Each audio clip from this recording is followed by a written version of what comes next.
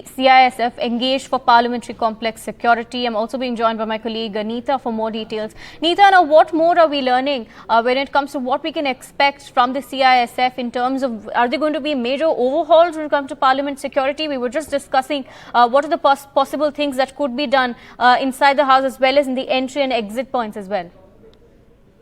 See, more frisking. Already there is a proper drill in place. So obviously everything was being done.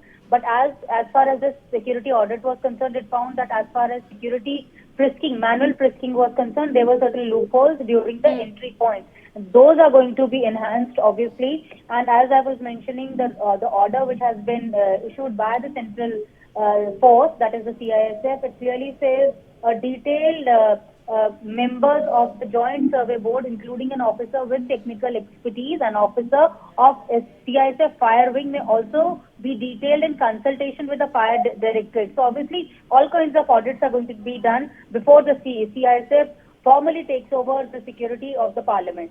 Aarti?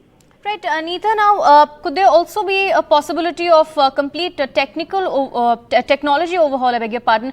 We were talking about full body scanners that could help with making it easier for the security force at the Parliament to track all of these visitors who are coming in, especially. And also, is there a possibility of reducing the number of visitors as well to make it easier for the security forces on the gallery itself?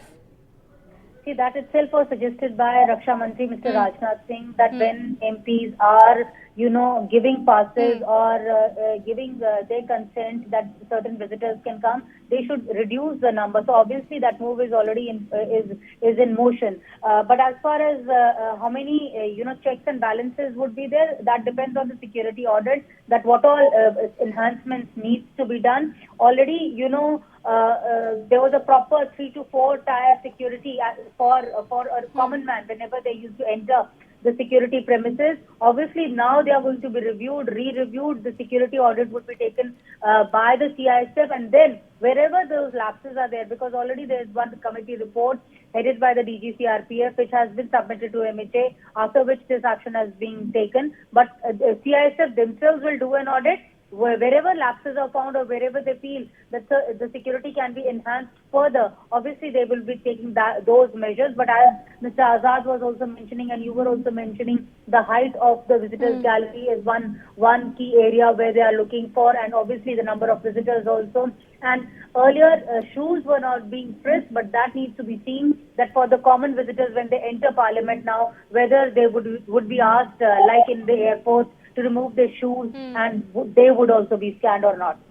Aarti? Right. Neeta, now, do we have any information on what this lapse inquiry committee in fact recommended? Because based on those recommendations is what we'll probably see some of these changes being made in the Parliament.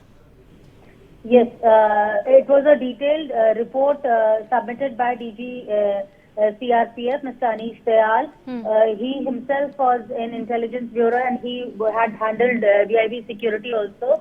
So, based on his report, certain recommendations have been made and the security has been given to CISF. But now, what needs to be seen that the security audit, which would be done by the CISF themselves, then only further, enhancements would be done.